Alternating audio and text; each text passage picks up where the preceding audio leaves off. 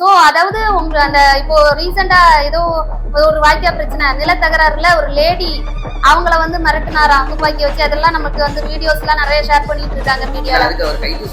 அதுதான் சொல்றேன், இங்க வந்தானா சுட்டுருவேன் நாயே உன்னை சுட்டுருவேன் அந்த மாதிரி. அதாவது ஒரு எம்பி பேசுறாங்க, என்ன ஒரு இதுல பேசுறாரு, என்ன ஒரு அரசியல் நாகரிகம் பேசுறவர் அவருக்கு. இந்த மாதிரி நான் ஏன்னா சீமான் அண்ணன் அவர்கள் என்ன அக்யூஸ்டா, உனக்கு சுட்டுருவேன், இவர் என்ன போலீஸ் அதிகாரியா? போலீஸ் அதிகாரி கூட இந்த மாதிரி பப்ளிக்ல உன்னை சுட்டுருவேன் வச்சுருவேன்னு சொல்றதுக்குலாம் எந்த ரைட்ஸும் கிடையாது. சரியா, தேவையில்லாம அந்த மாதிரி பேசுறதுக்கு யாருக்கும் எந்த ரைட்ஸும் கிடையாது. ஒருத்தங்களை வந்து நான் கொன்றுவேன் சுட்டுருவேன், இதெல்லாம் நம்மளோட ஜனநாயகத்துல இது ஒரு பெரிய குற்றமா பார்க்கப்படுது. யாரையுமே எந்த உயிரையுமே கொல்றதுக்கு யாருக்கு அதிகாரம் கிடையாது.